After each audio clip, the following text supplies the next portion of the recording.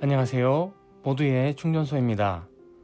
오늘도 주님 주신 능력으로 승리하시는 우리 식구들 되시길 소망합니다. 오늘 우리가 함께 묵상할 본문은 고린도전서 12장 1절에서 11절까지 말씀입니다. 이제 사도 바울은 고린도 교회에서 발생한 은사의 문제에 대해 다루기 시작합니다. 고린도 교회 성도들은 자신들이 받은 은사를 성경적으로 해석하지 못하고 세상의 방식대로 이해했기 때문에 교회 안에서 여러 가지 문제를 발생시켰습니다. 예를 들어 방언의 은사를 가진 성도가 있었다고 우리가 가정해 봅시다. 이 사람은 다른 사람들이 알아먹을 수 없는 신비스러운 언어를 구사하게 되면서 주변 사람들에게 경이로움을 끼쳤을 것입니다. 문제는 이러한 사람들의 반응 때문에 그 은사를 자신의 능력으로 착각하고 그것을 자랑하며 자기 자신을 교회 공동체 안에서 세우는 일을 했던 것이지요. 사람을 치유하는 신유의 은사도 마찬가지입니다. 하나님께서 아픈 사람을 긍휼히 여기시며 그를 치료하기 위해 어떤 성도에게 신유의 은사를 주셨을 것입니다. 그렇게 치유의 역사를 행하였는데 그 은사를 자신의 자랑으로 삼고 남과 나를 우열의 관점으로 보게 된다면 그 은사는 복이 아니라 독이 되겠죠. 서로 자신의 은사가 위대하며 자신이 믿는 성령이 더 우월하다고 주장하는 고린도 교회 성도들에게 오늘 사도 바울의 권면은 무엇입니까? 4절에서 7절입니다. 은사는 여러 가지나 성령은 같고 직분은 여러 가지나 주는 같으며 또 사역은 여러 가지나 모든 것을 모든 사람 가운데서 이루시는 하나님은 같으니 각 사람에게 성령을 나타내심은 유익하게 하려 하심이라.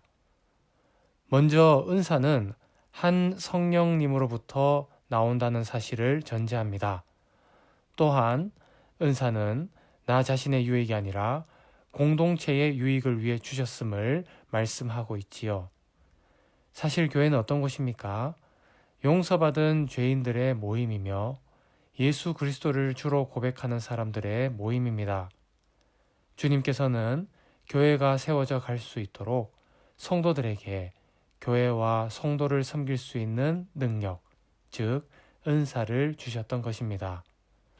그러므로 은사는 자신들의 능력이나 자랑이 아니라 성령님의 일방적인 선물이며 자신의 유익이 아닌 공동체의 유익을 위해 힘써 사용해야 하는 봉사수단인 셈이죠. 이렇듯 사도 바울은 8절에서 10절까지 다양한 은사들을 소개합니다. 하나같이 교회와 성도들을 섬기기 위해 아주 요긴한 능력들을 성령님이 주셨음을 알 수가 있죠. 그러므로 11절에서는 어떻게 마무리합니까? 이 모든 일은 같은 한 성령이 행하사 그의 뜻대로 각 사람에게 나누어 주시는 것이냐. 즉, 은사는 내가 달라고 해서 혹은 내가 노력하거나 나에게 자격이 있어서가 아닌 오직 성령님의 강권적이고 일방적인 뜻을 따라 교회를 섬기게 하기 위해 각 사람에게 나누어 주셨다는 것입니다. 사랑하는 여러분, 여러분들에게 주신 성령님의 은사는 무엇입니까? 하나님께서는 교회 성도들에게 예외 없이 필요하고 적절한 은사를 주셨습니다.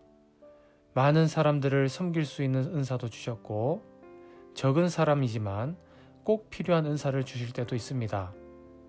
사람들 눈에 쉽게 뜨는 은사도 있는 반면 아무도 모르는 곳에서 조용히 섬길 수 있는 은사도 주십니다. 그러나 중요한 것은 어떤 은사든지 간에 하나님께서 허락하신 너무나 귀한 능력들이라는 점입니다. 오늘 하루 나에게 주신 은사가 무엇인지 살펴보고 감사함으로 교회와 성도들을 위해 사용하십시다. 고린도 교회 성도들처럼 은사마저도 세상의 질서를 따라 평가하는 어리석음을 행할 것이 아니라 겸손하게 그리고 감사함으로 교회의 유익을 위해 사용하는 우리 모든 충전소 식구들 되시기를 주님 이름으로 축원합니다. 사랑과 은혜가 풍성하신 하나님, 오늘도 이 아침을 깨우시고 말씀을 묵상하며 나아갈 수 있게 하심에 감사드립니다. 우리 자신을 살펴보게 하시고 주님 기뻐하시는 뜻을 따라 살게 하옵소서. 나에게 은사를 주신 성령님께 감사드립니다.